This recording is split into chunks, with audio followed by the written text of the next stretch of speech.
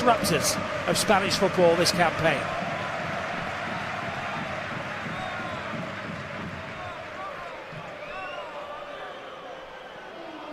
Martin. Now Balde. Quick feet.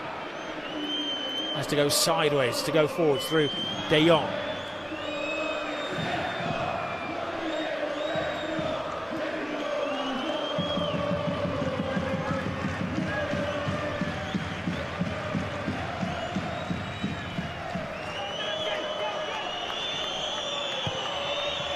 Rashford hasn't yet found a teammate with a pass or a cross. We've seen him play that ball on several occasions this season, quite often for Lewandowski to make that run in behind the opposition. Didn't want to change the game with a cross like that, but that was a poor one, straight into the two centre-halves.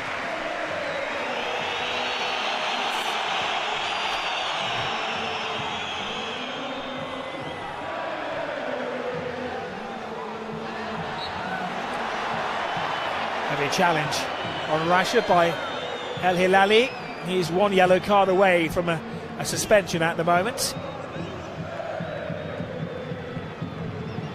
Are those words of encouragement from Hansi Flick to Rashford? Well, they have players back. The club captain Puado is sitting alongside Manolo Gonzalez. He's been out for 3 months. You wouldn't throw him straight into a derby.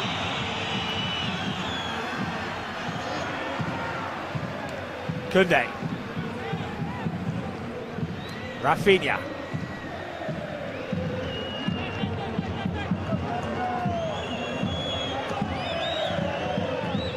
Rashford to De Jong. Balde, that's thinking space.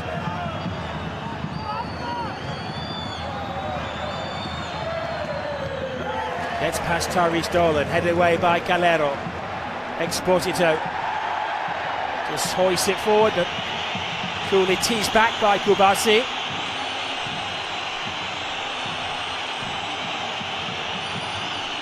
The loudest noise I ever heard in a football stadium was when Luis Figo returned to the Camp Nou, as the guys were showing you in the FC studios before the game. The match when the pig's head was thrown onto the field, coins as well. And I think the Espanyol supporters are trying to replicate that tonight with Joan Garcia's return to his former field of dreams. Trying to make it a field of nightmares for it.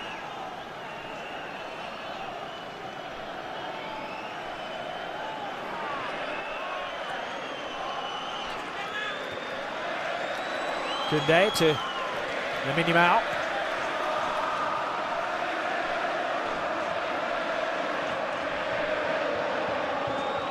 De Jong.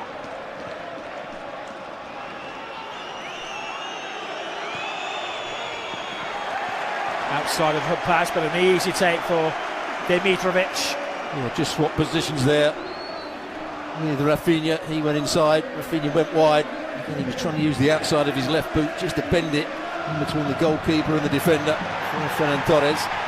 Now there's a chance. Roberto gets away. He's got the wrong side of Gerard Martin. Can he feed his feet? Brilliant save from Joan Garcia. Throws his own defender in the way of things. Unconventional, painful, but effective defending. Well, I think Mira also slips. Both players slip. It was a big collision, but there was a big chance. It was a good job in the first place that Martin didn't bring down Roberto. Exposito is the player that got it under control. They try and play this high line. Might have been a bit of shirt tugging going on to start with. Now he's in. Could he have shown a bit more composure? Just needs to find the corner. Barcy might have just put him off. That was a big moment for the centre forward. And again, exposing a faulty defensive back four on that occasion. Too flat, too square. Look at that, an image as Gerard Martin launches himself at the ball, helped by his keeper Joan Garcia. And you could see his mind ticking over, Stuart, when he was through then. Do I grab onto him? If he had, he would have been off. his gamble paid off. Well, he might have been claiming that as they came short and then he spun in behind, that there was a bit of shirt tugging going on to hold the defender back. It was a bit of a worry that he got to the ball so easily. Roberto Fernandez.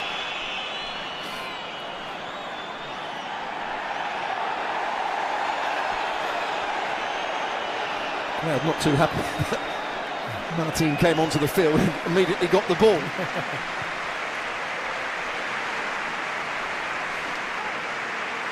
The 21st minute of the game, the minute they always remember their former captain Daniel Harke, who sadly passed away with a cardiac arrest back in 2009.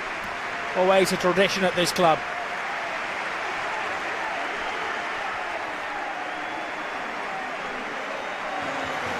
There he is, never forgotten. And they named the training ground after Daniel Harke as well.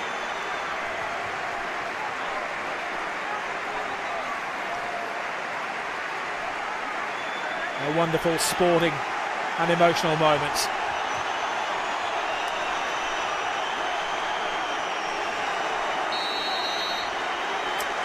Now let the hostilities recommence. Barcelona's first corner of the game. They have a routine for a situation like this. It's De Jong. And there's coming together in the penalty area. The referee was anticipating that.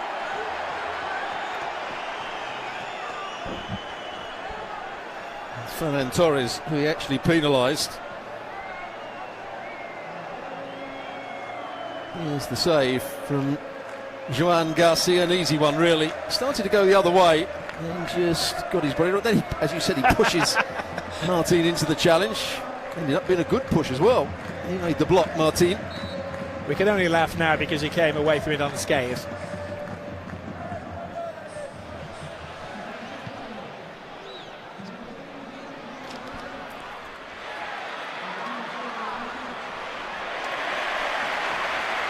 There's El Hilali, sees the space. They do look dangerous when they're going forward at speed. Luis Mira on the far side, trying to seek out Roberto Fernandez. Here's De Jong. And Joan Garcia will take all the time in the world. Of course, this is the weekend when the whole of LaLiga is recommencing. Real Madrid without Kylian Mbappe for a number of weeks. At home tomorrow against Real Betis. Join the team on ESPN Plus, 9:45 Eastern Time in the United States.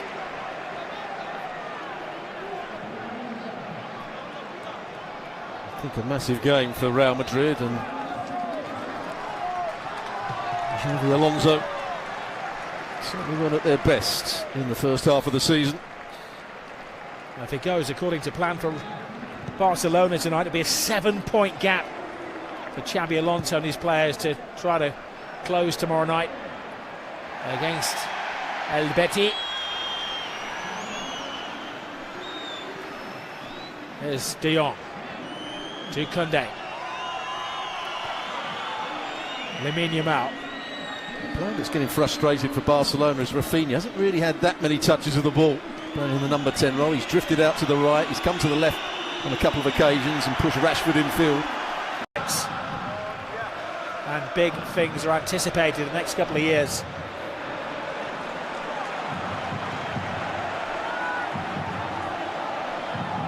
I think he's trying to say that the fullback should have been the target there with the switch of play. Then a 2v1 against Balde.